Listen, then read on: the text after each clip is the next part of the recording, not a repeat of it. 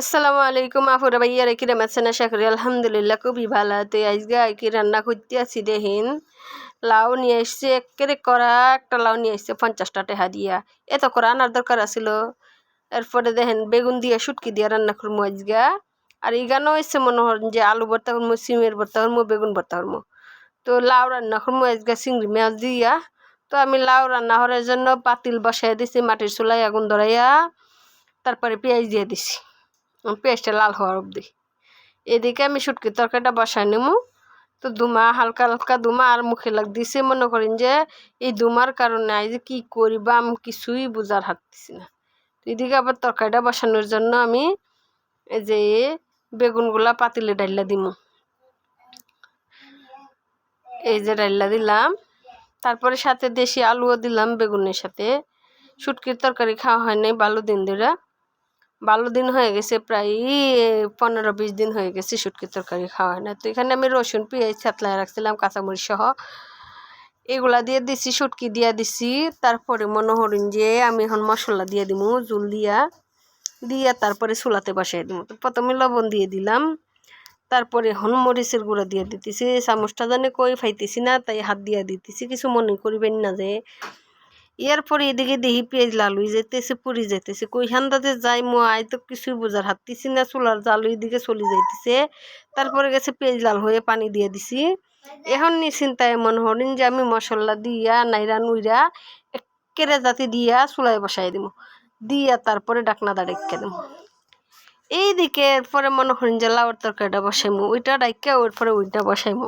তো লাউর তরকারি ডাইকা আর লাউর তরকারি বসায়া আমি এখন মনে করেন যে প্রথমে লবণ দিয়ে দিছি। লবণ দেওয়ার পরে এখন হালকা করে একটা মরিচ দিয়ে দিব। তো কিছু মনে করিবেন না যে আমার একটা বাচ্চা আছে, এটা মনে করেন যে কথা মাঝে মধ্যে ভিডিওর মধ্যে বাসা উঠে। হেতিরি যে বেলায় কই চুপ থাকতো, হেতিরি এই বেলায় মনে করেন যে বেশি বেশি কথা কয়। তার মাইয়ার কথা কোনো কিছু মনে করি না যে। এদিকে আই লাউর মশলা দিয়ে দিছি কমাই কমাইয়া। এরপরে দিয়ে দিতেছি চিংড়ি মাছ, কারণ চিংড়ি মাছ অল্প লাউ অল্প, মনে করেন যে যাতে মিলাই মিলাই মানায় যায়। 100 টাকার চিংড়ি মাছ আর কটুক দিব। এরপরে মনে করেন যে চিংড়ি মাছ দিয়া ডাকনা দাঁড়িয়ে দিছি, বগলাই উঠছে, তখন আমি লাউগুলো আস্তে আস্তে দিয়ে দিতেছি। এই যে দেখেন লাউটা এত পরিমাণে করে, একেবারে ছোটো লাউ ছিল। তো আমাদের পাশের জমিতে একটা লাউ লাগাইছে, আমি আরেকটা ভিডিওতে দেখাই মনে।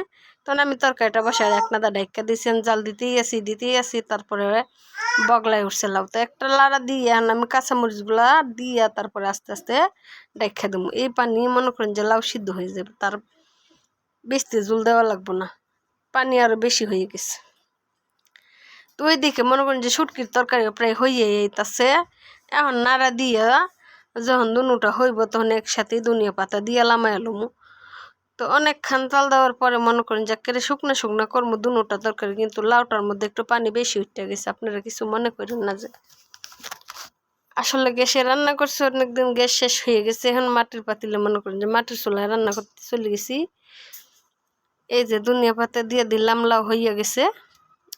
শুটকির তরকারি তো দিয়ে দিমু, দিয়ে তারপরে দুটা তরকারি লামাই নিমু।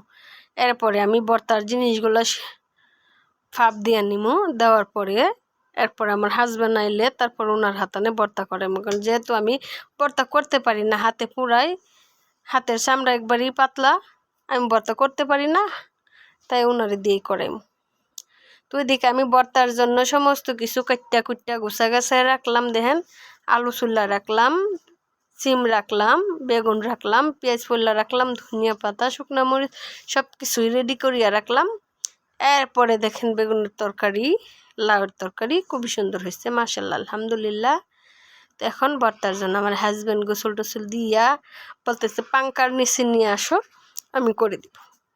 তো ভাবলাম বিছনা ধুয়ে দিছি, বিছনা বিছানো নাই, কিছু মনে করিবেন না যে। তো মরিচের সাথে 2 চামচ লবণ দিয়ে দিয়েছি। তারপরে আমার স্বামী ভালো করিয়া রুল্লা মুল্লা গুল্লা মুল্লা মিহিন করিয়া তারপরে ভর্তাগুলা করিয়া লইব। তো ভাবতেছি 2 চামচ দিছি, যদি আবার লবণ কটা হইয়া যায় তাই 1 সাইড করে দিই, তা আমি আবার একটু উঠায় লমু, সেইটা সুযোগ দেয়নি।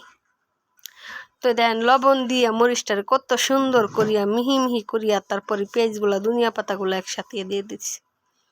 দেওয়ার পরে ভালো করিয়া মাইখা মুইখা 3টা ভর্তা উনি বানায় লইব। তো আসলে মন কথা হইলো ওনার হাতের ভর্তা মাখা উনি খুবই মজা, কারণ সারাদিন তো পরিশ্রমের কাজ আমি করি, তো ওনারে দিয়ে অন্তত একটু ভর্তাটা করে, ওনারে দিয়ে ভর্তা করে থেকে পিঁয়াজ দিয়া সমস্ত কিছু দিয়া ডল্লা ডল্লা ডল্লা ডল্লা তারপর উনি ভর্তাটা করবো। ভর্তাটা করার পরে তারপরে ফেট বইরা ভাত খাইমু। আজকে শুধু ভর্তা দিয়েই ভাত খাইয়াম। তো 3টা ভর্তার জন্য 3 হানি নিয়ে নিছে উনি। বন্ধক করিয়া প্রথমে মনে হয় বেগুন ভর্তাটা করবো। তো বেগুনটা করার জন্য আমরা বলতেছে ঢালিয়া দাও, আমি বলতেছি আপনি ডালিয়া নেন। এই যে ওনার নিজের হাতে উনি বেগুনগুলা প্রথমে লামাই নিল। এখন আর বেগুনের ভর্তাটা চটকায় চটকায় চটকায় চটকায় করবো। করার পরে মনে করেন যে একটা শেষ হইব। তো দয়া করে বলি যে যেখান থেকে আমার ভিডিওগুলো দেখবেন দয়া করিয়া আমার ফুল ভিডিওটা দেখেন, আর একটা লাইক সাবস্ক্রাইব করেন।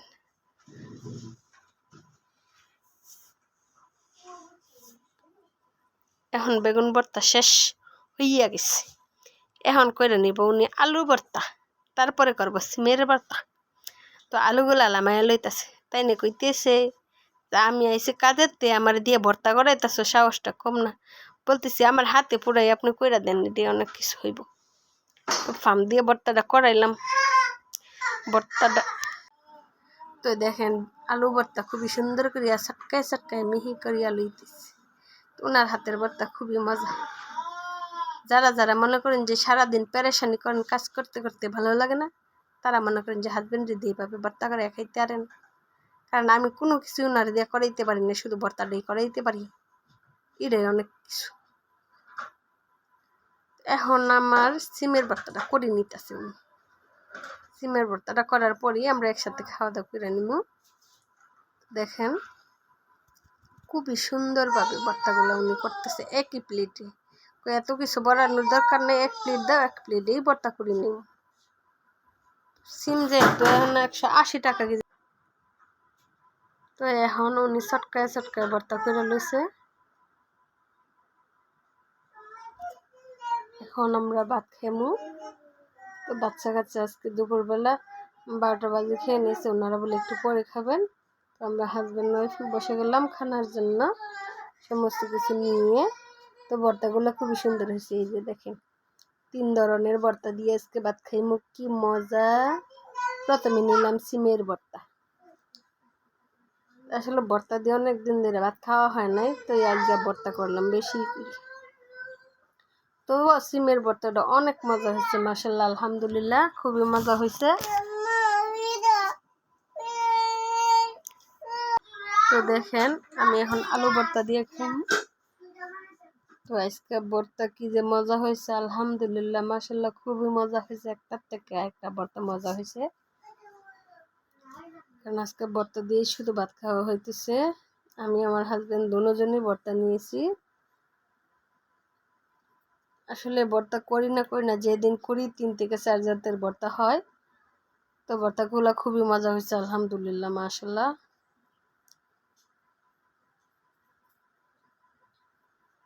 তো এখন নিলাম বেগুন ভর্তা, দেখি বেগুন ভর্তা কেমন হয়েছে।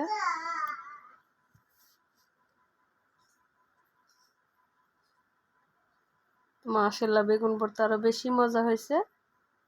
সবাই ভালো থাকবেন, সুস্থ থাকবেন।